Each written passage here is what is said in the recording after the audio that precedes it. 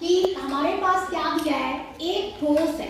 ठोस कैसा है, अर्धगोले के ऊपर क्या अध्यारोपित है, शंकु। तो उस ठोस को एक बेलन में डाला गया है।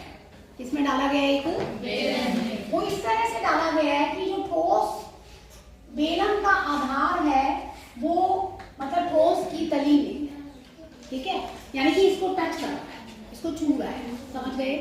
तो हमें क्या करना है, वही आपको दिया है, बेलन की त्रिज्या कितनी है, 60 सेंटीमीटर, और बेलन की ऊंचाई कितनी है, 180 सेंटीमीटर, ठीक है यहाँ पर। और जो ठोस दिया है उसमें अर्धगोले की त्रिज्या और शंकु की त्रिज्या एक जैसी है, वो कितनी है, 60 सेंटीमीटर। और ठोस की शंकु की ऊंचाई, ठोस में शंकु की ऊंचाई रखी 120 सेंटीमीटर, समझ गए। तो हमें क्या करना है, सबसे पहले हमने बेलन का आयतन निकाल लिया। हमें निकाल के क्या दिखाना है कि इसमें मान लो पानी है भाई, और ये ठोस आपने इसमें डाल दिया, ठीक है। ठोस डालने के बाद भाई जो पानी बच गया है उसका आयतन आपने निकालना है। मतलब ठोस डालने के बाद कितना पानी आप इसमें भर सकते हो वो निकालना है। इसका मतलब बेलन के आयतन में से इस ठोस का आयतन घटा दो तो वो शेष पानी का आयतन आ जाएगा। जो बेलन में शेष पानी का आयतन है वो निकल आएगा। तो कैसे करेंगे, सबसे पहले हमने बेलन का आयतन निकाला, फॉर्मूला लगाया पाई आर स्क्वायर एच। इसमें हमने जो बेलन की ऊंचाई है उसको मैंने कैपिटल एच रख दिया। कैपिटल एच बराबर 180 सेंटीमीटर। तो वैल्यू रखी 22/7 गुना 60 का वर्ग गुना 180। तो 22/7, 60 का वर्ग क्या होगा, 3600 गुना 180।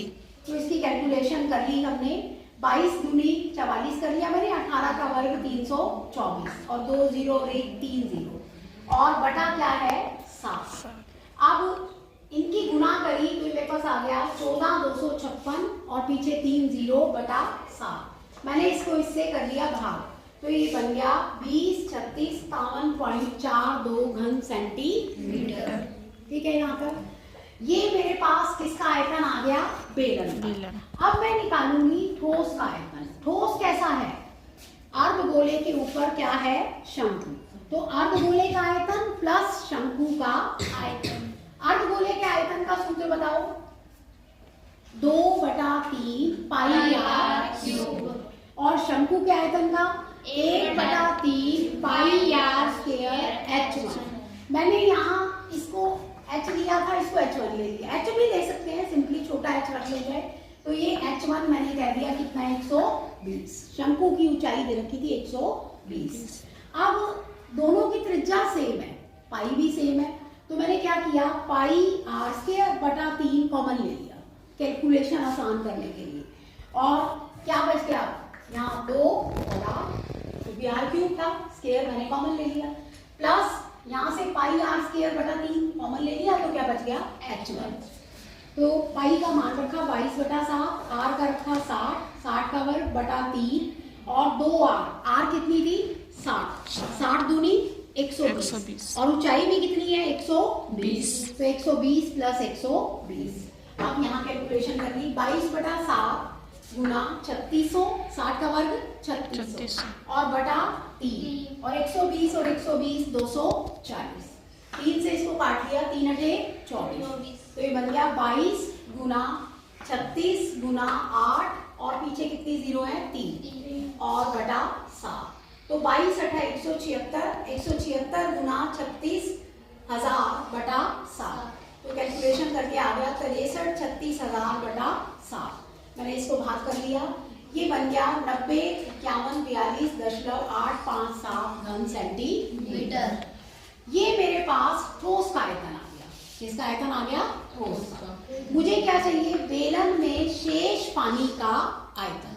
पहले हम बेलन का आयतन निकाले ही हुए हैं, 20 36 571.42, और ये मैंने निकाल लिया 90 51 42.85। इसमें से इसका आयतन घटा दिया, तो ये मेरे पास आ गया 12 में से 5 गया 7, 13 में से 8 गया 5, 0 बचेगा, 10 में से 2 गया 8, 16 में से 6 बचा, 6 में से 4 गया 2, 5 में से 1 गया 4, 6 में से 5 गया 1, 3 में से 0 गया 3, 10 में से 9 गया 1 और 1। तो ये मेरे पास आ गया 1131, ऊपर लिख देते हैं 1131,428.57 घन सेंटीमीटर। ये आपका शेष पानी का आयतन आ गया। इसको घन मीटर में भी कन्वर्ट कर सकते हैं क्योंकि आंसर घन मीटर में दिया है। अगर घन मीटर में कन्वर्ट करना चाहते हैं तो कितनी जीरो से भाग देना पड़ेगा? 6, क्योंकि 1 मीटर में 100 सेंटीमीटर रखते हैं। घन सेंटीमीटर है तो 3 बार आएगा, 100 3 बार गुना करेंगे तो 10 मतलब 6 जीरो आ जाएंगी। तो ये बन जाएगा हमारे पास 2 अंक 4 और 6, तो उत्तर आ जाएगा 1.1314। आगे लिखना चाहो तो लिख सकते हो मीटर क्यूब, और वैसे 2.3 स्थान तक ही होता है, तो इसमें आंसर आ जाएगा 1.131 घन मीटर। समझ में आया? ये बर्तन है, ठीक है, उसका जो मतलब निचला हिस्सा है वो गोलाकार है और ऊपरा हिस्सा बेलनाकार है, ठीक है। जो गोलाकार भाग का व्यास है वो 8.5 सेंटीमीटर है और जो बेलन का व्यास है वो 2 सेंटीमीटर है। बेलन की ऊंचाई 8 सेंटीमीटर है और जब इसका व्यास 2 है तो इसकी त्रिज्या क्या हो गई? 1, ठीक है, और इसकी ऊंचाई कितनी है? 8, और इसका व्यास 8.5 है गोलाकार भाग का, तो इसको मैंने कैपिटल आर रख दिया, तो 2r बराबर 8.5, तो r हो गया 8.5/2। इसको सॉल्व करके आ गया 4.25 सेंटीमीटर। ये मेरे पास निकाल लिया हमने। अब हमने क्या करना है, इसमें कितना आयतन है, इसमें कितना पानी आ सकता है, वो एक विद्यार्थी ने कैलकुलेट करके बताया 345 घन सेंटीमीटर। आपको जांच करके दिखानी है ये सही है या गलत। तो ठोस कांच के बर्तन का आयतन क्या बन जाएगा? गोलाकार भाग का आयतन प्लस बेलनाकार भाग का आयतन। तो गोलाकार भाग का आयतन हो जाएगा 4/3 पाई r की क्यूब और बेलनाकार भाग का आयतन पाई r स्क्वायर h। इसका r और इसका r अलग अलग है, तो मैंने इनके इसको कैपिटल R रख लिया और इसको स्मॉल r। तो 4/3 पाई का मान रख लिया 3.14, तो कैपिटल R 4.25 का घन प्लस 3.14, यहाँ छोटा r 1 है तो 1 का वर्ग गुना r। अब कुछ कॉमन जो है ना 3.14 ही दिख रहा था, मैंने ये कॉमन ले लिया।